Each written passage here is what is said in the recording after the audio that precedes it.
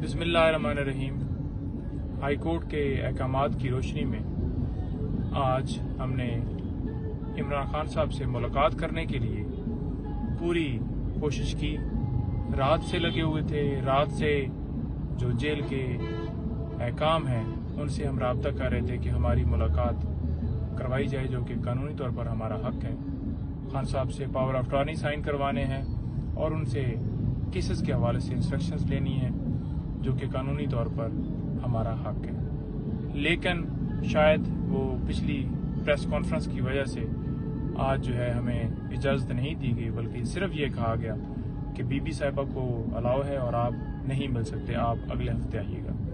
तो हमारी तरफ से किसी तरह से ना कोई मजम्मत की गई है, सिंपली हमने रिक्वेस्ट की है और पुरसुकून तरीके से आप देख रहे हैं कि बिल्कुल खैरियत से वापस जा रहे हैं और कोई ऐसी वहाँ पे लड़ाई या कोई हाथापाई नहीं हुई। जैसा कि कल वो एक FIR जो है दर्ज की गई थी, हमारे जो दूसरे दो मुअज़्ज़ज़ शेर अब्दुल मरवत साहब और बैरिस्टर उमैर न्याज़ी साहब आए थे और उन्होंने कोशिश की और बाद में जो है वो ये कहा गया कि इन्होंने आके लड़ाई की है और उनके ऊपर FIR जो है दर्ज कर दी कि इन्होंने मजम्मत की। हालांकि वो बिल्कुल ठीक थे, कोई उनकी वर्दियां जो हैं वो नहीं फटी हुई थी, क्योंकि अगर लड़ाई होती तो डेफिनेटली पुलिस इतनी ज़्यादा तादाद में होती है तो दो बंदे अगर आगे से कोई मजम्मत करते हैं तो इनके भी तो कुछ कपड़ों के ऊपर कुछ होना था।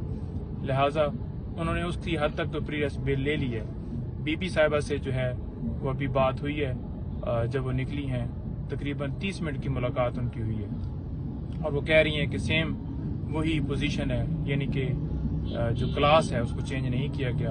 इतना उन्होंने पैगाम दिया है। बाकी उन्होंने कहा है कि ठीक है, आप सिंपली ये बता दें। लीगल टीम की आज मुलाकात नहीं हुई, हम इंशाल्लाह दोबारा जो है वो कोशिश करेंगे। देखिए, इस्लामाबाद हाई कोर्ट ने जो ऑर्डर दिए उस पर कंप्लाइंस करवाना, उसका हुक्म मानना जेल हकाम की ड्यूटी थी, जो कि नहीं माना गया। इस बाबत हम कल इस्लामाबाद हाई कोर्ट से रजू करेंगे और जेल हकाम के खिलाफ तौहीन अदालत की कार्रवाई करवाएंगे। देखें, इमरान खान साहब से लीगल टीम की मुलाकात ना करवाना, तो ये बहुत सारा हमें शक होने लगता है कि जो जैसा इमरान खान साहब के साथ जेल में गैर इंसानी सलूक किया जा रहा है, किस तरह उनको एक सेल में रखा जा रहा है कि शायद उस तरह के सेल में दहशत गर्दों को भी नहीं रखा जाता।